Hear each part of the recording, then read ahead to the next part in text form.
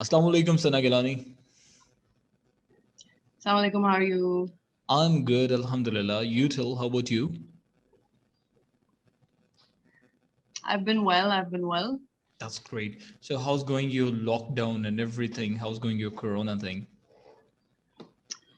Lockdown is lockdown, so obviously bahar itna nahi nikal sakte. You have to be careful. But I finally got my first dose and feels great.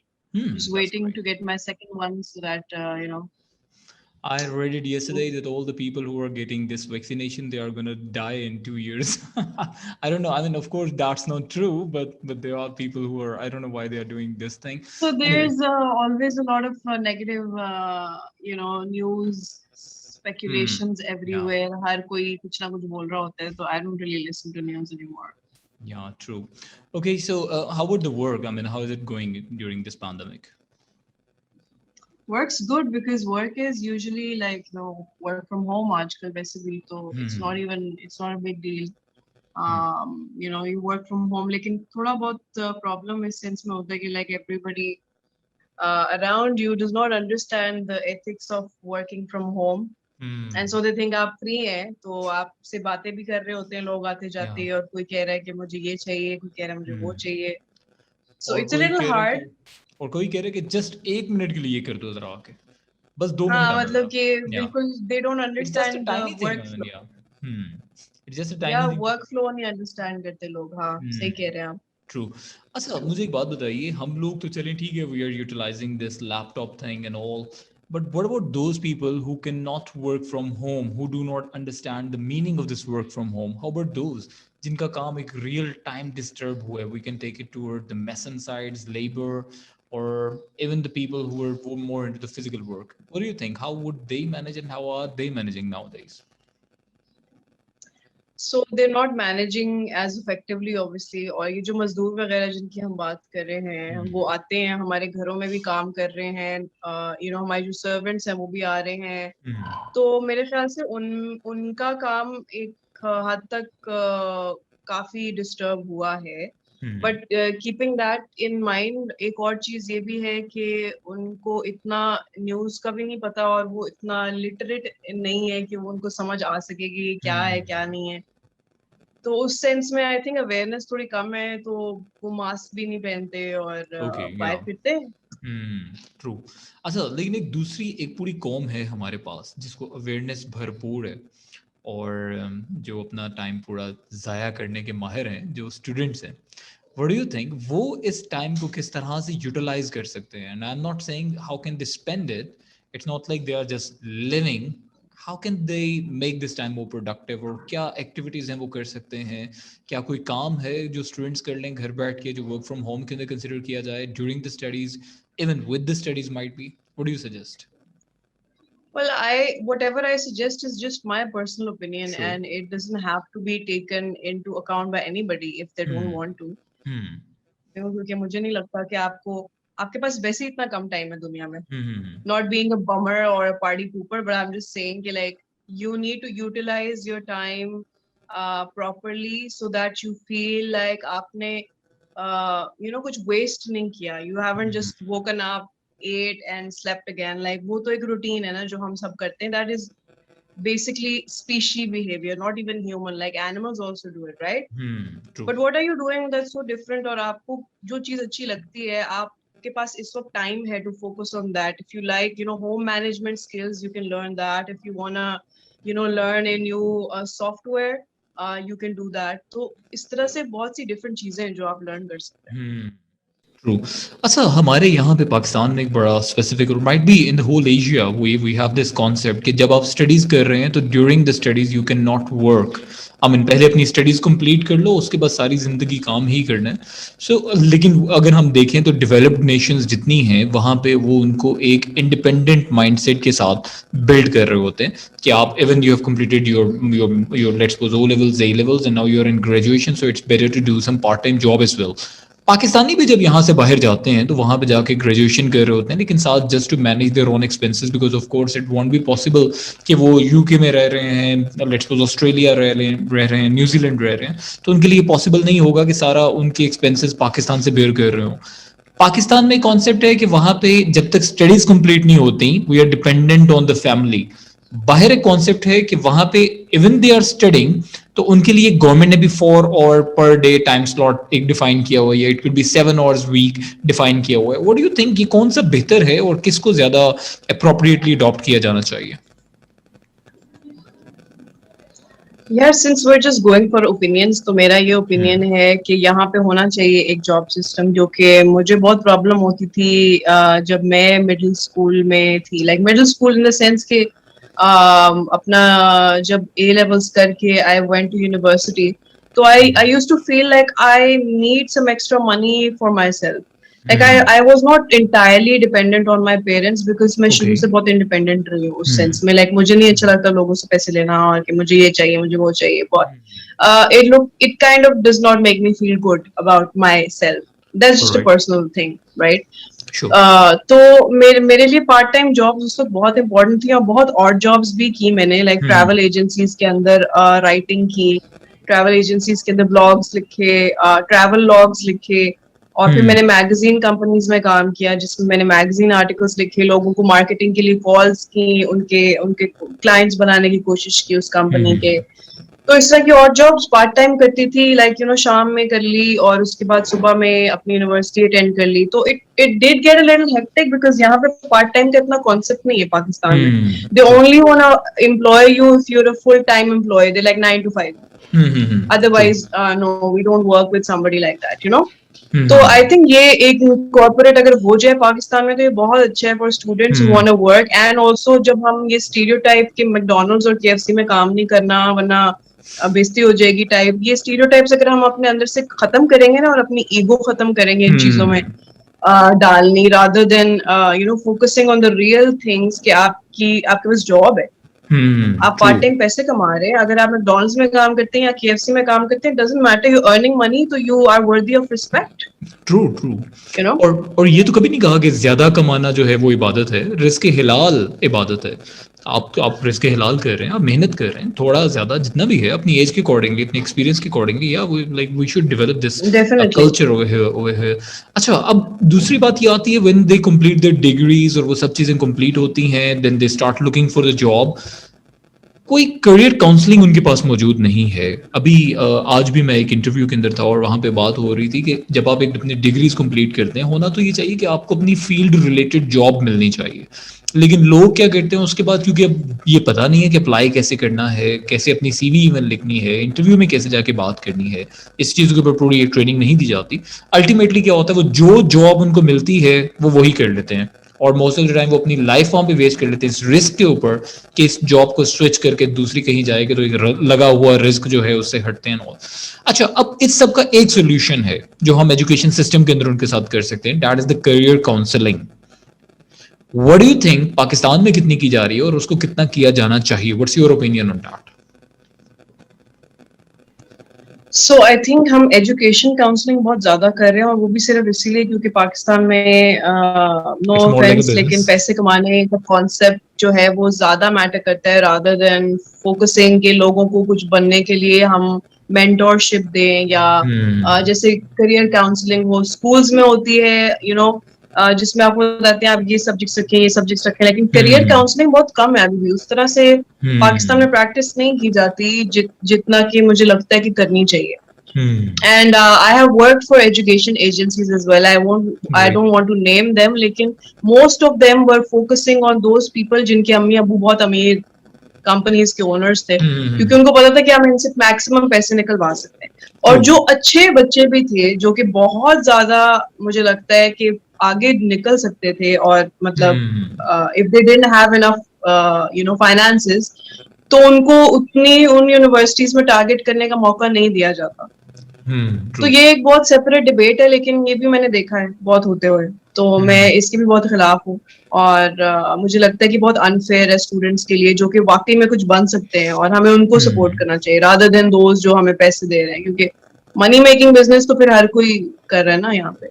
True. So I think career counseling also is not readily available for students, which is why हम गलत jobs जाके मैंने अपनी life में jobs कर करके realise किया कि मुझे कौन सी चीज सूट करती है। और इसीलिए और जॉब्स किए हैं, बिकॉज मुझे समझ नहीं आती थी कि ये जॉब करनी है, वो जॉब करनी है, कौन सी सूट करती है, after you get a taste of experience every experience of every field, that's when you realize कि अच्छा यार मुझे ये करनी। बट अगर आपके पास करियर काउंसलिंग हो तो आप अपने 9 to 10 years इस चीज में वेस्ट नहीं करेंगे ढूंढने में the right path for you. You will know कि this is who I am, this is what suits me, this is where I need to be, that's it. True true.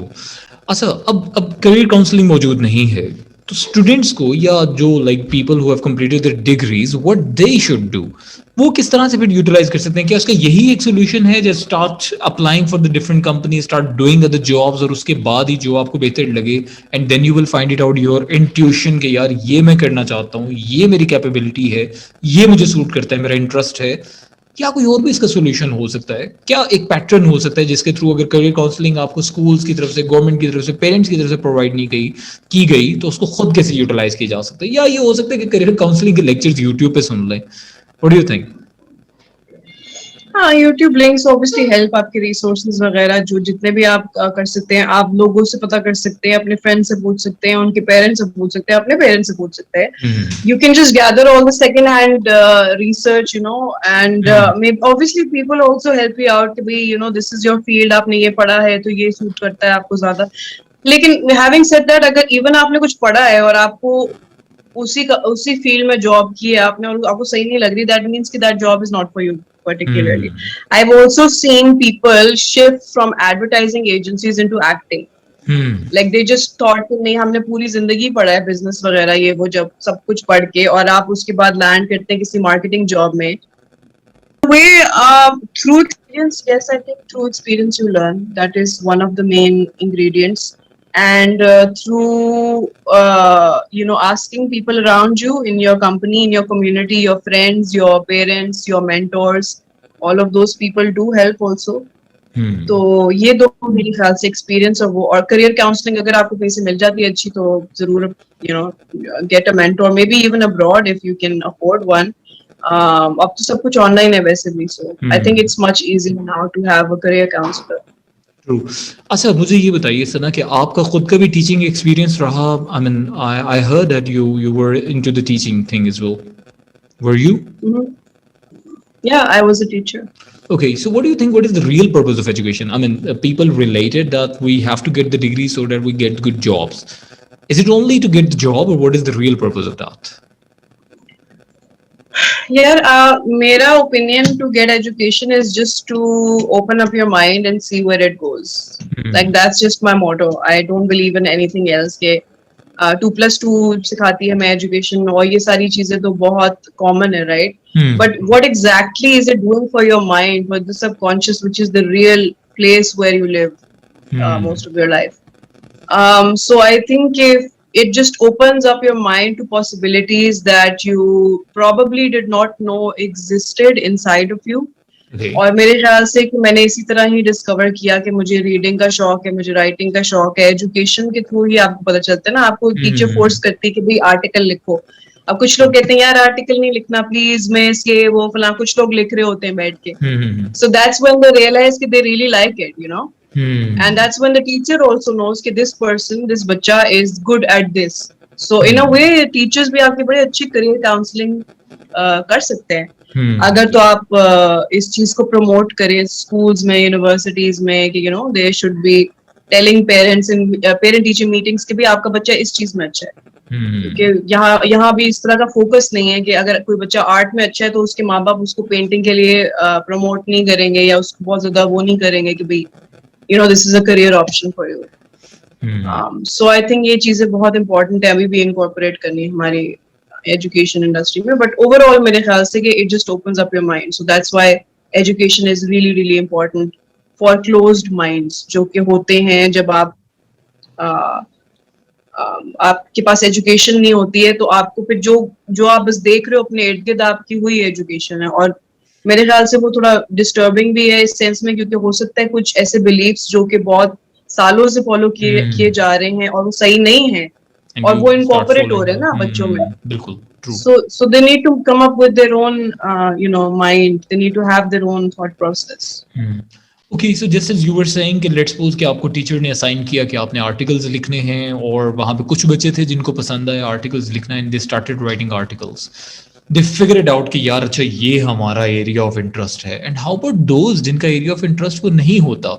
For example, there are so many students in Pakistan to be specific जो engineering में इसलिए admission लेते हैं कि हमारी family members हमें ये कह रहे हैं, वो हमें पूरा पुश कर रहे हैं, लेकिन हमें वहां से एक किक नहीं मिल रही है, और हम चाहते हैं कि हम अपने आप को कहीं शिफ्ट करें, किसी दूसरी फील्ड में जाएं। For instance, I mean this is exactly what happened with me as well. I was studying in a specific university that is one of the top-notch universities in Pakistan, but I didn't like that at all. People were like, यार इसको कौन reject करता है? मैं किसी और university में जाना चाह रहा था, वो कोई और। It was a fight between me and my family for approximately 3 years, and eventually I lost that. Just because कि वहां पे पूरा फोर्स था कि नहीं, this is what you have to do. So how about those who figure it out कि यार नहीं ये हमारा इंटरेस्ट नहीं है, so how they can deal with the situation with the family, with the teachers of course and all?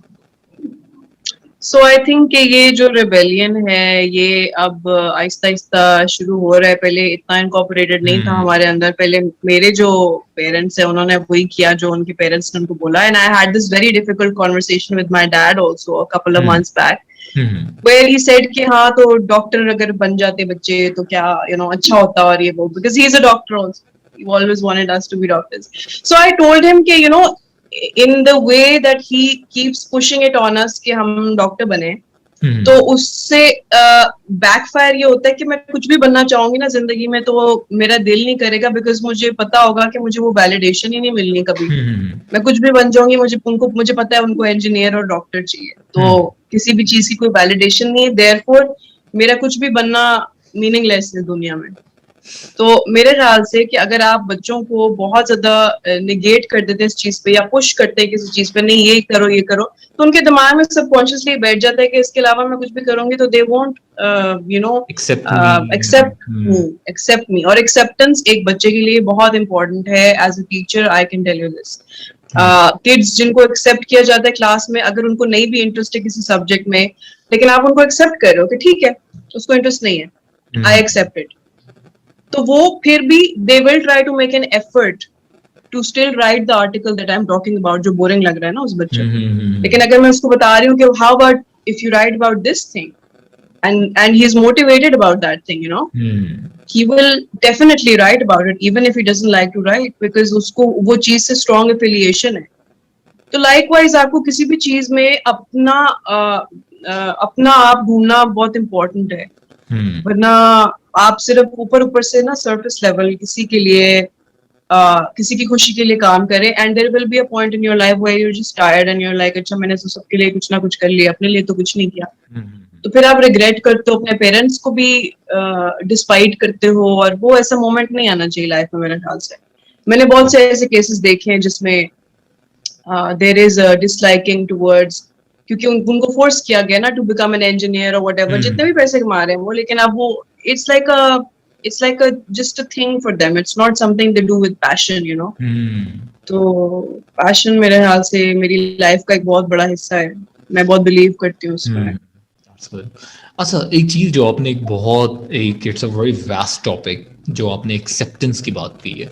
Acceptance मुझे लगता है कि हमारी सोसाइटी के बहुत सारे फैक्टर्स ऐसे हैं जिसके अंदर या तो सोसाइटी की तरफ से एक्सेप्टेंस नहीं होती जहाँ पे होनी चाहिए, और या होती है जहाँ पे नहीं होनी चाहिए, जिसके ऊपर हमारे जो सारे सोसाइटल नॉर्म्स बने हुए हैं। फॉर एग्जाम्पल, ये जॉब करनी है तो मैं क्यों नहीं करूंगा, I want to do this job, क्यों नहीं करूंगा। For example, in the beginning we were talking about McDonald job, why won't I do that? Because society won't accept me.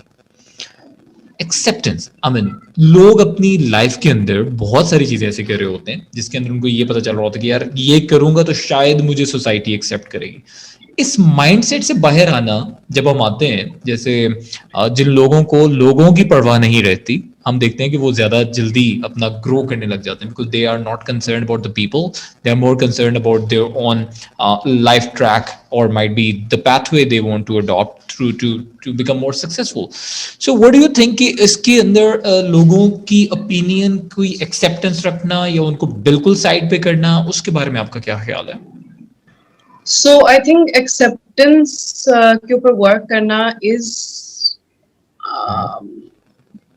Minimum importance to me कि कोई मुझे accept करता है या नहीं, क्योंकि मैंने सारी जिंदगी आई थिंक फोकस इसी पे किया था पहले, और उससे कोई खुशी नहीं मिलती, क्योंकि आपको हर कोई हर वक्त एक्सेप्ट नहीं करेगा, कोई ना कोई चीज आप में जरूर बुरी होगी जो किसी को बुरी लगेगी, राइट? ट्रू। तो बेकार है इन अदर वर्ड्स उसके लिए काम करना। और अगर आप एक्सेप्टेंस के लिए काम करते रहेंगे तो आप अपने लिए कोई काम नहीं कर सकेंगे, बिकॉज फॉर एग्जाम्पल आपके अब्बू को कुछ और चाहिए आपसे, आपकी अम्मा को कुछ और चाहिए, आपके भाई को कुछ और चाहिए, आपकी बहन को कुछ और चाहिए, आपके हस्बैंड को कुछ और चाहिए, आपकी बीवी को कुछ और चाहिए, आपके रिश्तेदारों को कुछ और चाहिए, आपके नेबर्स को कुछ और चाहिए। तो आप अगर दूसरों के बारे में, वो जो है ना एक फेमस लाइन के लोग क्या कहेंगे वाली बात, तो वो पाकिस्तान और इंडिया और जो बाकी एडजॉइनिंग एरियाज है, इवन लाइक एशियन कम्युनिटीज में बहुत ज्यादा इसको सर पे सवार करते हैं हम लोग ना। बट मेरे नहीं ख्याल से कि ये करना चाहिए। आई think it's something which it's high time कि हमें अब इसको बिल्कुल पीछे छोड़ के और वही करना चाहिए जो हमारा दिल करता है। और बच्चों को भी, जो आगे की जनरेशन है, जो हमारा यूथ है, उनको इस चीज पे फोकस करना चाहिए कि they need to become the best version of themselves and not see कि भाई क्योंकि अभी भी प्रेशर है बहुत से बच्चों पे। मेरे बहुत से स्टूडेंट्स हैं अभी भी जो मेरे पास आते हैं वापस, एंड दे से कि हमें घर से प्रेशर है, हम ये नहीं बन सकते, हम ये नहीं कर सकते, हम क्या करें।